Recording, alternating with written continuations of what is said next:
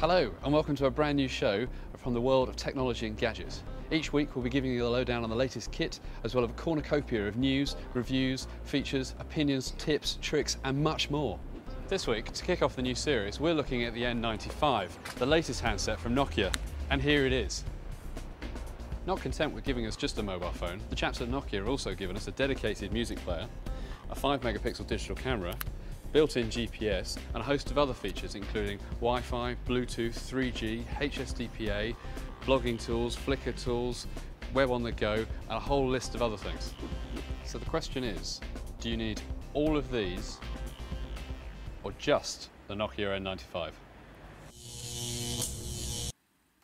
It's big, isn't it? This is the new Parrot boombox, a Bluetooth enabled hi-fi that allows you to connect wirelessly to one of these. That's your mobile phone. All you have to do is pair the device, which we've already done before. Now pairing is similar to the way you pair a headset, and then press play on the phone, and your speaker starts going. There's a volume control on the top, and that allows you to get it pretty loud. So loud you probably can't even hear you speaking, and this goes even louder still anyway. Now overall, we think the sound is fantastic. It's really good, and it's certainly cracked up against an iPod, speaker dock, etc. And all this is just coming from one of these, which is even better.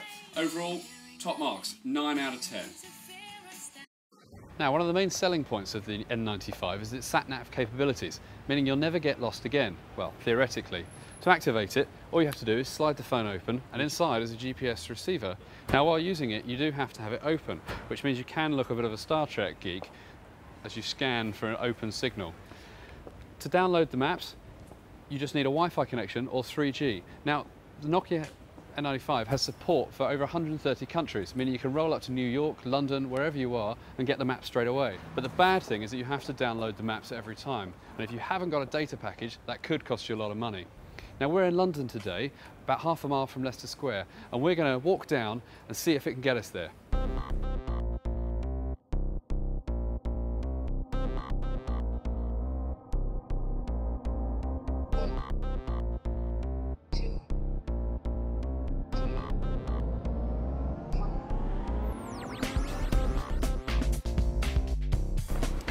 So far, it seems to be taking us down Regent Street towards Piccadilly Circus. Personally, I would have gone through Soho, but at least we've got some nice shops to look at.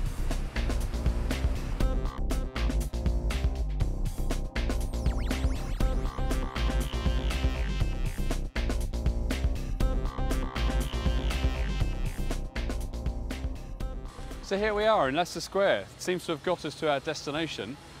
Overall, the N95 has proved really well. And we wouldn't say it's as good as TomTom or Navman or Garmin solo offerings, but to get you from A to B to a meeting at the last minute, it's really good stuff. One thing to bear in mind, however, is that you will have to buy the route planning software in addition to your contract with your mobile phone operator. Other than that, however, it's great. So here's a neat little trick for you for your iPod. You're in a hotel room, you need to make sure you get up for the next flight. The iPod is more than an MP3 player, it's also an alarm clock. So you go down to extras and you go to clock and you set the clock, and within clock there is an alarm clock feature. Now from there you can set the time, but you can also, more importantly, set which music you want to wake up to. Now unfortunately it only chooses playlists, so you have to have pre-stored the songs, but otherwise you set it and then you can turn your iPod off knowing that it will wake up at the right time and get you up. Now the only catch is you need to either go to sleep with your headphones on, or you need to have a little speaker set to plug in. When it comes to that digital camera, the Nokia N95 has a 5-megapixel sensor, which is activated by sliding the lens cover like so. That loads the software, and then once you take the pictures, you can either upload them to another device by Bluetooth, Wi-Fi, 3G, HSDPA, it's a mouthful, or photo sharing website Flickr and video sharing website Vox. Now we're so close to Trafalgar Square, we're going to take a picture of Nelson's Column. So let's go and check it out.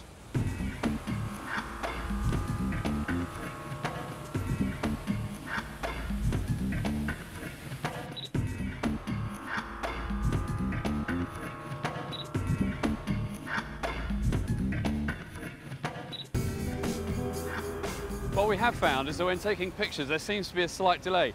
If you come closer, I'll show you. Basically, we're going to take a picture of the lion. We press the button, it takes a little time to focus, and then you can see there's a bit of a hold before it then allows you any options before I can then go decide what I want to do or go back and take another picture. Now, compared to an ordinary digital camera, that's quite a long delay, and it means that if you're trying to catch something quick, like your little child or a little sporting event or something like that, you might have problems. Without wanting to repeat ourselves, it's the same story with a digital camera. It won't beat a traditional model. We had problems with focusing, and in addition to that, with no optical zoom, you'll have to lean into the picture or rely on the digital zoom, which is never as good. Overall though, it has got us out of a fix, and if you need a camera and don't have your traditional camera on you, this will certainly do the trick. This week we love Sky Plus. Why do we love Sky Plus? Well, it allows you to pause live television. So when the phone goes, whether it's the wife or the mother-in-law, you don't have to worry about missing the end of that 2-hour film that you've just spent watching and worked out who hasn't done it. You can just answer the phone, take the call, and then get back into the action. It's brilliant. We also love it because it's got Series Link. Now this allows you to record all your favourite programs without actually having to remember to record your favourite programs. Now you're probably sitting there thinking, well, surely if it's my favourite program, I want to record it and I'll know when it's on. But that means then you can go down to the pub, so it's even better. And you're not tied to the TV each week, and that's why we love Sky Plus. When it comes to music, the Nokia N95 has a dedicated music player which is revealed by sliding the screen to the right. These 4 buttons are the main controlling elements, while the D-pad allows you to scroll through the songs, albums, artists and playlists. It's all very similar to an iPod or any other MP3 player that you've played with. Selecting a song is just a case of choosing the song you want and pressing play. There's a brief pause while the song loads up, and then it starts playing. Now, you can either choose to have it via the 2 speakers here and here, or via the 3.5mm jack, where you can plug in either headphones or external speakers. All it is, just a case of selecting the speakers, and then it starts playing straight away, which is really good. Now, to stop it, it's simply a case of pressing a button, and overall we think the sound is really good. It's certainly comparable to any MP3 player that's available on the market today. A jack of all trades but a master of none, the Nokia N95 is a sat-nav, digital camera and dedicated music player, all in one fairly small box. For the purists out there, the individual elements won't beat a solo offering. However, you get so much in the little box that it's probably worth the compromise. Overall, we're pretty impressed with it. We're going to give it an 8 out of 10. Well, I hope you've enjoyed watching the show. That's all for this week. However, tune in next episode where we'll be giving you the lowdown on the latest kit in the world of technology and gadgets. Thank you for watching.